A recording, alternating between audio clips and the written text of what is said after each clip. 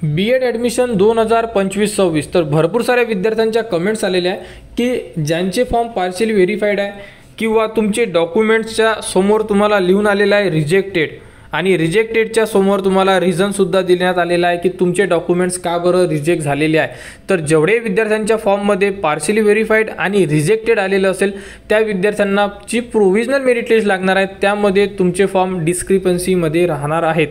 तर आता विद्यार्थ्यांच्या कमेंट्स आलेल्या आहे की आमचे नाव मेरिट लिस्टमध्ये येणार का, तर यामध्ये संपूर्ण माहिती आपण या व्हिडिओमध्ये घेणार आहे। कारण भरपूर सारे विद्यार्थ्यांचे फॉर्म हे पार्शियली व्हेरीफाईड आहे, डॉक्युमेंट्समध्ये रिजेक्टेड ऑप्शन आलेला आहे। तर त्या विद्यार्थ्यांना टेन्शन आलेलं आहे की आता आमचे नाव मेरिट लिस्टमध्ये येणार, आम्ही कॅपराऊंडचे फॉर्म भरू शकणार किंवा नाही।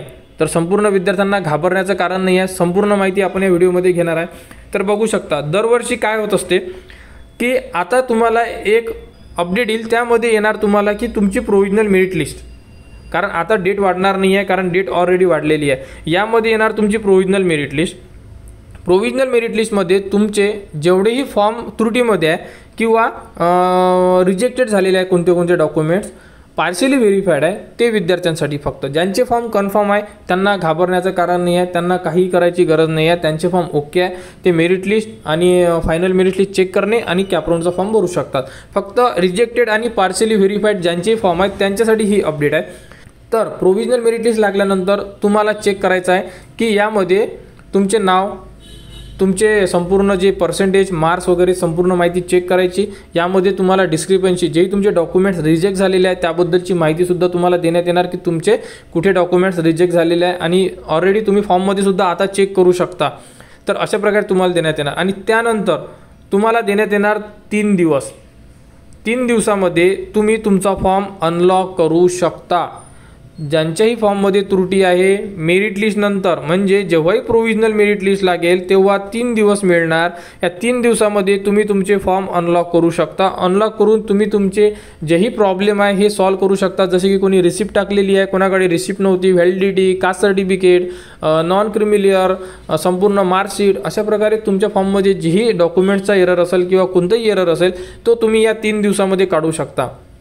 एरर कसा काढायचा या संदर्भात तुम्हाला वेळेवर व्हिडिओ देण्यात येणार आणि तुम्हाला कशा प्रकारे येऊ शकतात याबद्दलची माहिती याच व्हिडिओमध्ये आपण बघणार आहे। शेवटी की तुम्हाला एक जीही ॲडमिशन प्रोसेस सुरू आहे, same to same admission process सुरू आहे एक, त्यामध्ये सुद्धा कशा प्रकारे टाइम टेबल देण्यात आलेला आहे त्रुटी पूर्ण करण्यासाठी, तो टाइम टेबल तुम्हाला याच व्हिडिओमध्ये दाखवण्यात येणार। आणि तुम्ही त्रुटी पूर्ण केल्यानंतर तुमचे जेही डॉक्युमेंट्स आहे परत पेंडिंगमध्ये जाणार आणि परत एकदा चेक होणार।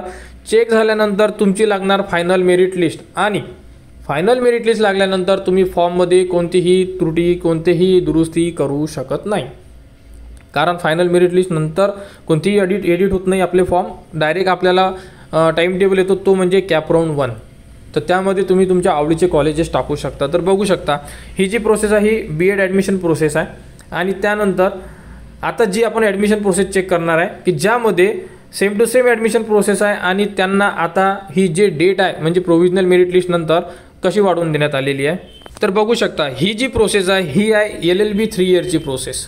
LLB 3 इयरची process same to same B.Ed admission process सारखी प्रोसेस असणार आहे। यामध्ये तुम्ही बघू शकता जो यांना टाइम टेबल देण्यात आलेला आहे यामध्ये तुम्ही माहिती कोणती दिलेली आहे बघू शकता।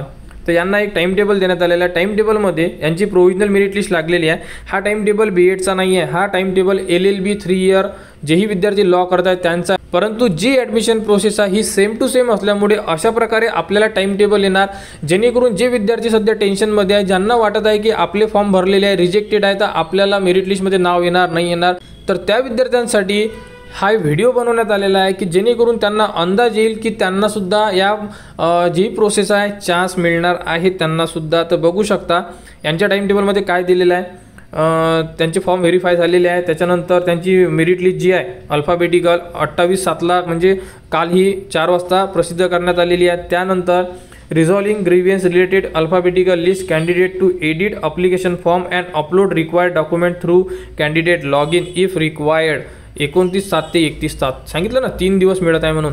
अशा प्रकारे आपल्याला सुद्धा टाईम टेबल येणार।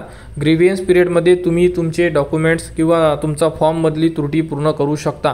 म्हणजे अगोदर तर वेळ मिळालाच होता आपल्याला, परंतु आतासुद्धा तुम्हाला 3 दिवस देण्यात येणार की फायनली तुम्हाला काही करायचं असेल तर तुम्ही डॉक्युमेंट्स जे की तुमचे रिमेनिंग असेल, राहिलेले असेल, रिजेक्टेड असेल, तुम्ही 3 दिवसाच्या आत करा।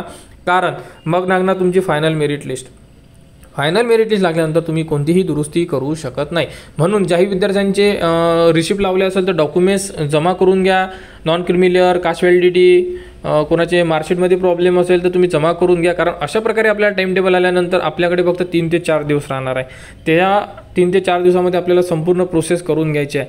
आणि BEd ॲडमिशन दरवर्षी आपल्या चॅनलवर संपूर्ण राऊंडपर्यंत ॲडमिशन प्रोसेसची तुम्हाला इन्फॉर्मेशन देण्यात येते। आणि बघत आहे CET पासून सुद्धा फॉर्म फिलिंग, त्यानंतर त्रुट्या कंप्लीट करणं या संदर्भात सुद्धा संपूर्ण अपडेट तुम्हाला आपल्या चॅनलवर देण्यात आल्या। आणि यानंतर सुद्धा संपूर्ण जेही तुमचे राऊंड होणार आहे 1 2 3 4 संपूर्ण राऊंडबद्दल सुद्धा तुम्हाला अपडेट आपल्या चॅनलवर देण्यात येणार।